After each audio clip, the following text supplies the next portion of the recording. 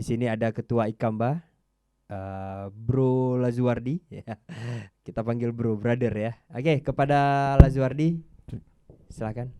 Baik, terima kasih kesempatannya. Bismillahirrahmanirrahim. Assalamualaikum warahmatullahi wabarakatuh. Waalaikumsalam.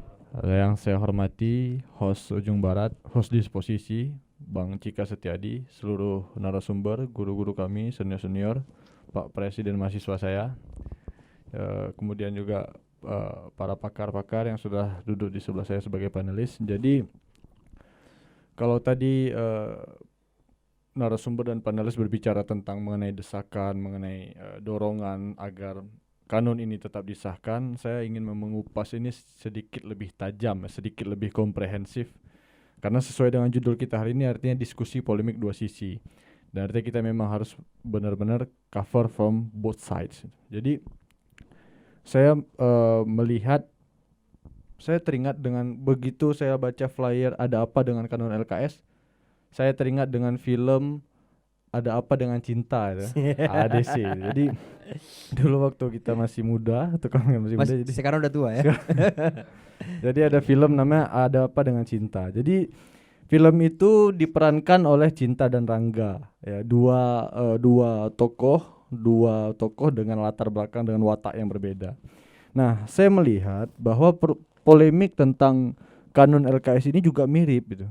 Ada dua pihak yang berseberangan di sini. Artinya ada dua pihak yang terpolarisasi. Nah, saya menyayangkan kebiasaan kita yang mudah terpolarisasi. Nah, seharusnya ruang diskusi mengenai kanun LKS ini tidak hanya sekedar dari setuju atau tidak, pro atau kontra, suka syariat Islam atau tidak suka syariat Islam itu. Artinya ada sangat banyak dimensi ruang diskusi yang bisa kita bahas. Tujuannya apa? Tujuannya untuk bisa menciptakan sistem yang lebih baik daripada sebelumnya. Nah, kita harus bisa, saya mencoba memisahkan, mungkin nanti Ustadz kalau saya salah silakan dikoreksi, saya mohon dikoreksi Ustadz. Jadi saya mencoba memisahkan antara ketentuan ekonomi syariah dengan kanun LKS. Ketentuan ekonomi syariah ini adalah perintah Allah, sementara kanun LKS adalah produk manusia. Nah, artinya kanun perintah ekonomi untuk menjalankan ekonomi secara syariah, secara kafah, itu adalah perintah Allah yang rigid dan absolut, detail, jelas. Sementara kanun LKS yang diciptakan oleh manusia, meskipun sudah banyak melibatkan pihak-pihak terkait, tentu masih memiliki celah untuk dievaluasi.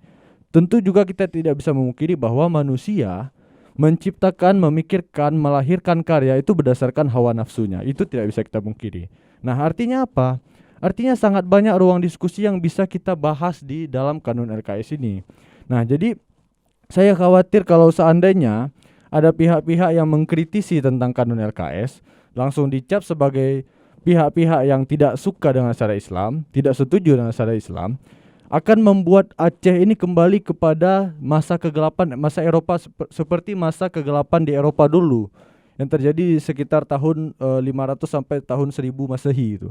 Saat itu oligarki atau pemerintah-pemerintah di Eropa, mereka senang sekali itu untuk menjadikan agama sebagai benteng untuk melakukan pelencengan, abuse of power, penyalahgunaan kekuasaan.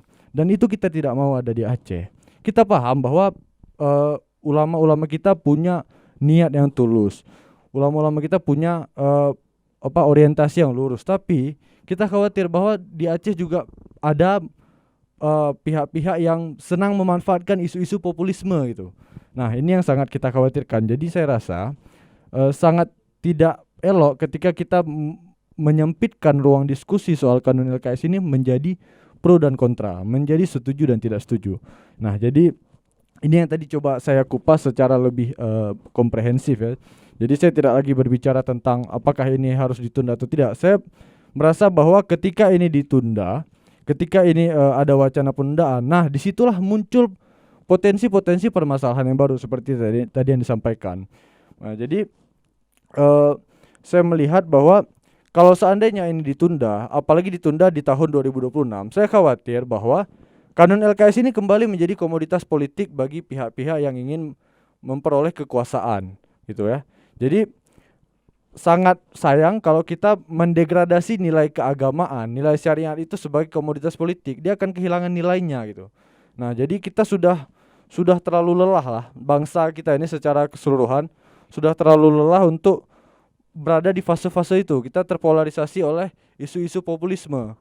Jadi isu-isu religius, isu-isu keagamaan dibenturkan dengan isu-isu nasionalisme. Kita kan sudah lelah, sudah harusnya kita sudah melewati masa-masa itu. Nah, jadi saya pikir akan sangat bijak jika kita bisa membuka ruang diskusi selebar-lebarnya soal kanun LKS.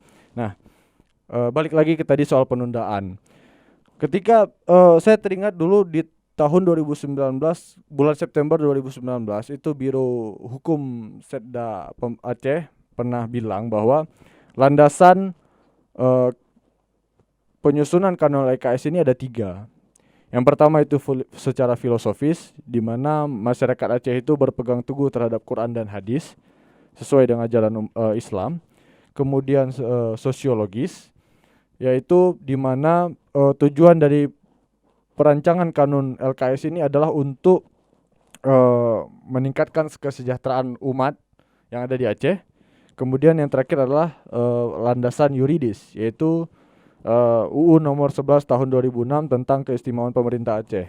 Nah, jadi ketika itu pertama kali dirancangkan, kanun itu disusun, saya melihat bahwa landasannya sudah kokoh. Nah, tapi ketika ini sudah menjadi last minute, walaupun tadi ada disebutkan bahwa masih ada waktu setahun, tapi kan sudah termasuk last minute ini. Artinya contoh tadi misalnya tadi Pak Firmansyah sudah sampaikan dari BSM itu sudah 90% rampung. Juga prosesnya ternyata lebih cepat daripada dugaan kita. Nah, ketika wacana penundaan hadir, ini kan justru menimbulkan masalah baru. Sementara selama ini pemerintah dan para stakeholder itu berusaha menyelesaikan masalah itu. Nah, jadi ketidakkonsistensi tadi balik lagi ke yang disampaikan oleh Pak Presma bahwa ketidakkonsistensi ini memang menimbulkan masalah. Nah, jadi saya merasa bahwa ada suatu celah yang harus bisa, ada satu sumbatan yang harus bisa diperbaiki oleh seluruh stakeholder. Bisa jadi kesalahannya di pemerintah, bisa jadi kesalahannya di mungkin di perbankan masih ada kurang, bisa jadi kesalahannya di masyarakat sendiri mungkin kurang bisa menangkap isu. Nah, jadi kesimpulannya adalah bahwa memang balik lagi ke tadi, ternyata kita terlalu anti terhadap ruang diskusi gitu. Kita terlalu anti terhadap ruang diskusi. Saya pernah berbicara kepada kawan-kawan gini. Saya bilang, saya sebenarnya setuju dengan pelaksanaan syariat Islam. Tapi saya melihat syariat Islam ini terlalu berfokus kepada mengurusi pelanggaran zina, judi dan khamar. Ya. Kenapa kita tidak pernah membuat aturan syariat misalnya tentang orang yang membuang sampah juga termasuk pelanggar syariat, misalnya dicambuk ataupun ada hukuman yang lebih ringan. Atau orang yang menebang pohon sembarangan itu juga termasuk pelanggaran syariat. Islam kan rahmatan lil alamin, yang artinya memang bermanfaat untuk seluruh alam itu.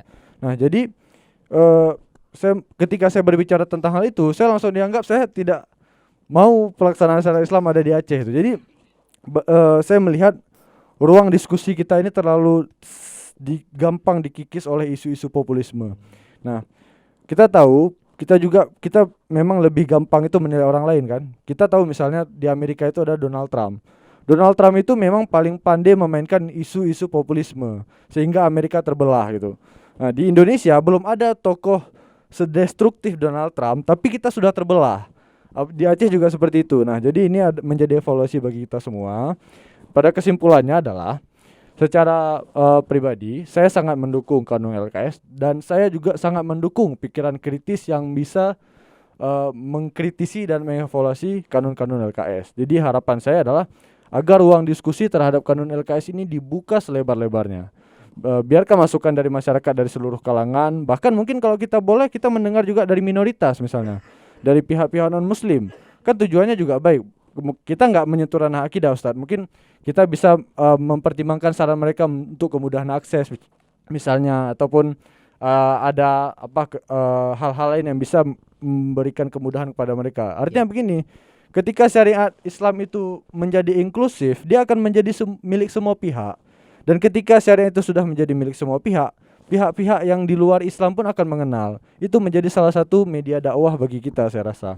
Dan saya ingin menutup dengan sebuah kutipan dari filsuf Swedia ini, Torbjörn Tännsjö.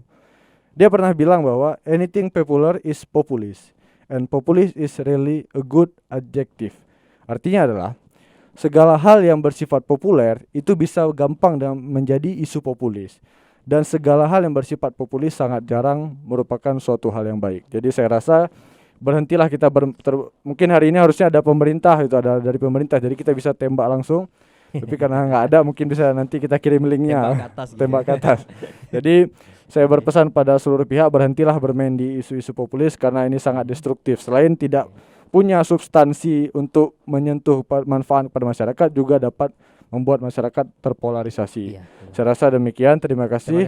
Assalamualaikum warahmatullahi wabarakatuh. Waalaikumsalam warahmatullahi wabarakatuh. Terima kasih Bro Laju. Intinya adalah tadi Bro Laju mengatakan jangan, kalau khawatirnya begitu ditunda itu akan menjadi isu-isu politis ke depannya yang bisa dimainkan oleh orang-orang yang tidak bertanggung jawab. Nah, secara kepemudaan, sedikit saya pertanyaan, secara kepemudaan dan ya hari ini kita tahu anak-anak muda kita pada inspiratif, ide-ide sangat banyak, baik dari sektor pariwisata, berwirausaha swasta dan ide-ide kreatif lainnya. Apakah menurut Laju ini berpengaruh dengan adanya perubahan LKS ini khusus masyarakat dan pemuda Aceh gitu?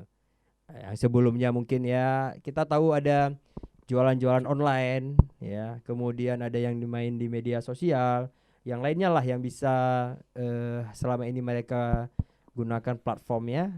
Dengan hari ini berubah, kita dalam tanda kutip bank syariah, konvensionalnya tidak ada lagi. Apakah ini berpengaruh tidak untuk pemuda Aceh? Baik, dari segi saya juga mempelajari beberapa produk perbankan syariah. Jadi saya melihat bahwa justru keuangan syariah ini sangat membantu. Misalnya kita berbicara bantuan modal usaha. Mungkin Pak Firmansyah kalau saya salah mohon dikoreksi Pak.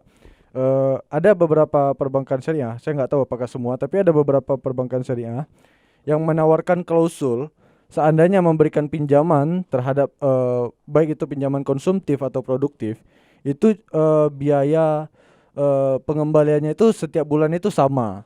Tapi kalau di beberapa bank konvensional itu ada yang mengikuti fluktuasi suku bunga, mungkin begitu Pak ya. Jadi saya ini sebagai salah satu contoh bahwa ini kan sangat membantu gitu. Misalnya ada bantuan terhadap UMKM. Jadi setiap bulan misalnya dia harus bayar 3.500.000 misalnya. Nah, di bank syariah, di beberapa produk bank syariah, ini sama dia. Artinya mau dia pinjam 10 tahun, selama 10 tahun itu jumlah cicilannya tetap segitu gitu. Tapi kalau misal di bank konvensional, dia mengikuti suku bunga yang beredar di secara makro gitu. Jadi ini salah satu kemudahan menurut saya di UMKM. Dan juga kita bisa belajar dari pengalaman. Dulu di saat krisis, kenapa ekonomi syariah ini kan mulai melejit sejak saat dia resisten terhadap krisis itu. Beberapa kali krisis justru perbankan syariah yang selamat itu kan. Nah, ini juga bisa menjadi modal awal bahwa memang perekonomian syariah ini bisa menjadi pondasi kokoh perekonomian umat gitu. Nah, saya menangkap tentang merger Bank Syariah Indonesia, di mana di situ ada Bank Mandiri, Bank Mandiri Syariah Mandiri, Bank BRI Syariah dan BNI Syariah.